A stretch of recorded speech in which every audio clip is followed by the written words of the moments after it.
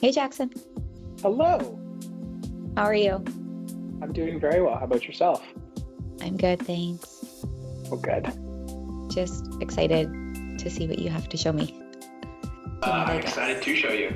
Essentially, it's a platform that allows us as a nation and as a project to upload massive quantities of transcriptions and data and make it easily navigable and easily searchable. The screen I'm going to bring up here is a link chart that I've made in DataWalk of your grandmother, Lois. Well, I've only ever seen my grandma's admission record. I didn't know there was more to it. So I'm just kind of excited to see what you have. Being able to search someone by name is fantastic because that's not something we can do in any of our other databases. If I didn't have access to DataWalk and was exclusively in Teams, it would have taken me months. Instead, it took me a couple hours. There's a good chunk of files. In a much easier format to understand and link things together, whether that's a parent to a child, a grandparent to a grandchild, siblings, aunts, uncles. It's a powerful tool, and we have been able to use it for a large variety of research and analysis. So I guess we'll just get started with this chart here. On the right, you can see here we have just the general log of the admission and the discharge. There are two admit files here. One of them, I'll show you both here.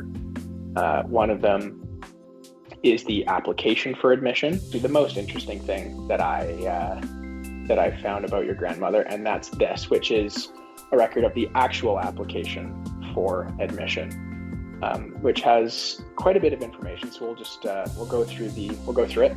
It says 1941 here. There's a physical exam performed, and that was done on the 8th of January of 1941. There was also a lot of specifics with these physical exams that went on. So at the time, her temperature was 98.2. She was 45 inches tall. She weighed 42 pounds. She was in good health. It's so different to see it like this compared to the archival records. It sheds it in a different light because when you look at the information on the records, it's almost a bit eerie how much they had recorded. And I often wondered like how she would have felt at that time, or if she were familiar with those instruments yet. But when you see it summarized through DataWalk, it takes away some of that heaviness. The second most interesting thing, again, for me personally, that I thought was interesting was the amount of quarterly reports we have up here. We have 40 of them. Quarterly reports is a very, very significant one in there. And those are just essentially the equivalent of our modern day report cards. We can see that a tuition grant application was forwarded for 5 students who completed grade 8 at the residential school and went on to attend at St. Edmund's High School with your grandmother being one of them. And then the second continuing education is the approval of that tuition grant. So evidently she was a good enough student to get a tuition grant and then go on and attend high school, which in my research and archival looking, I haven't found a whole lot of students who went on to attend high school. Thank you for sharing. Of course. My grandma liked learning is kind of what I took away from that. And I'm wondering if it ever popped in her mind the idea of going to post-secondary or college or university.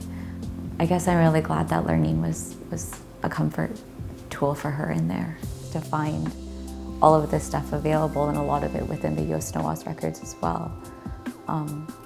It was just comforting me. It was helping me know that I wasn't alone. And I think that's the potential that a lot of these archival records and the information that we've researched has.